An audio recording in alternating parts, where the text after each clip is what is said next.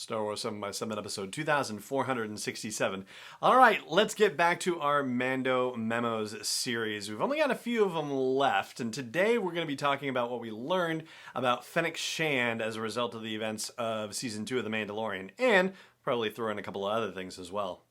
Punch it.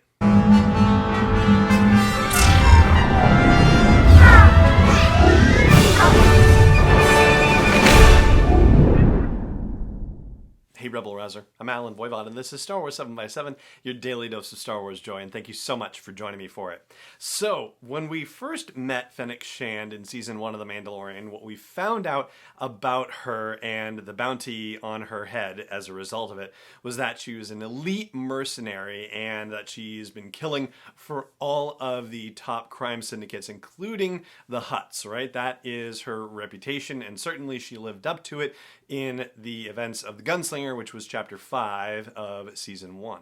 And then we meet her again in Season 2 of The Mandalorian, and we meet her in Chapter 14, The Tragedy, and she's with us for the rest of the season, excitingly, and continues to live up to her reputation, even though she is now dealing with cybernetic torso, basically, and who knows what else. It was just that nice little peel away, oh look, I've got cybernetics under my armor, and I guess they don't have to worry too much about, you know, just making sure that everything stays germ-free there. I don't know, it seems like there's a wonderfully comfortable relationship in managing the joining of cybernetics to organic tissue in Star Wars, which is a bit of an odd digression, I know, but anyway. So as a result of this situation, Fennec Shand says she is now in Boba Fett's service, and that's as much as she has said about it. That's as much as Boba Fett has said about it.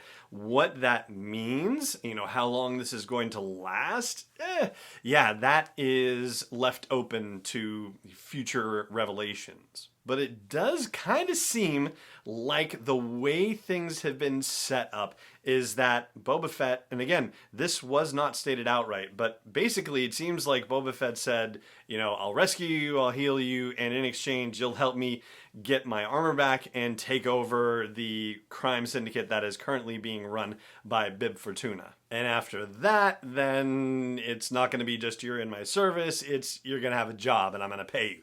I mean, that seems like the logical way this would break down, because she just says that she's in his service, not that she has a life debt. And a life debt is a thing in Star Wars, as we all know. So, you know, if it was a life debt situation, you would think that the makers of The Mandalorian would have stated outright that, you know, and now I have a life debt for his service or something to that effect. But no, it wasn't said like that. So it's probably another more limited time quid pro quo situation. Then as we leave things at the end of the season with that stinger and the Book of Boba Fett reveal and whatnot, it does seem like Boba Fett is now in a position to be a player in the Galactic Criminal stage, unless it's going to turn out that this is all about just him getting revenge on a bunch of people, in which case then the agreement that he has with Fennec Shand might be rather different from what we're supposing here. Either way, it's a sure bet that we're going to see her deploying her elite mercenary skills in the Book of Boba Fett, and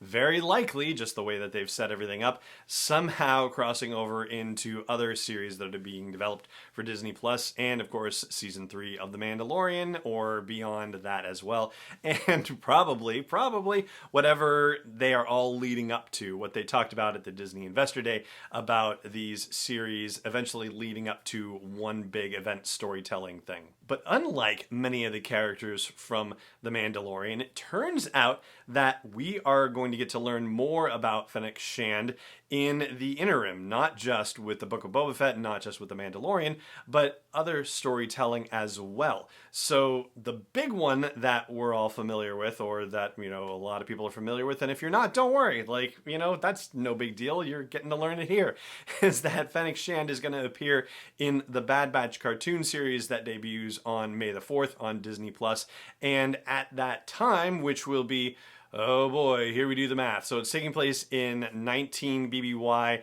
and The Mandalorian takes place around 9 or 10 ABY, so we're talking 30 years later. in between them. And in the Bad Batch series, she is going to be a brand new bounty hunter, basically. She is new to the game. She is building her reputation and, trying to make her bones, basically. So, yeah. Then when we see her later in The Mandalorian, she has definitely earned that reputation. And in fact, she's earned it before then, too, because there's the Bounty Hunters comic book series that, we've mentioned here from time to time. We haven't done any story coverage on that yet, just a little top-level stuff. But there was an issue not too long ago where, first of all, it's taking place in between Empire Strikes Back and Return of the Jedi, so between 3 and 4 ABY.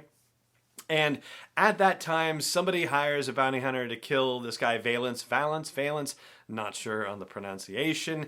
Is it rhyme with Jack Palance, or is it a homonym for the window treatment? I'm not sure.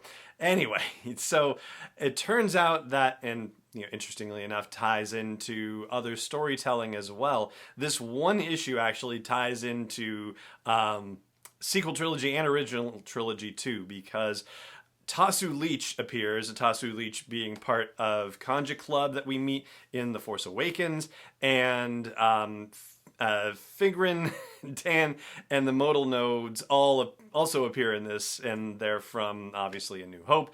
But anyway, the point is that somebody is trying to hire somebody to kill Valence, and they hire Tasu Leech, and the comment that's made is that Tasu Leech comes cheaper than Fennec Shand.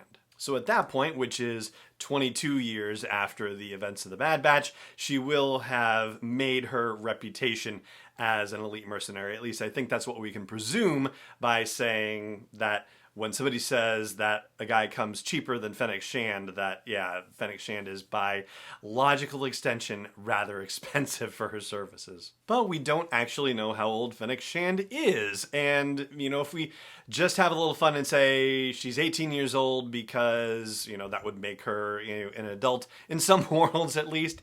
And that's when we see her in the Bad Batch, that she's 18 years old, just starting out in her profession. That would make her nearly 50 years old by the time we see her in The Mandalorian. So I would say, that could be a reasonable presumption, at least for us to operate from now.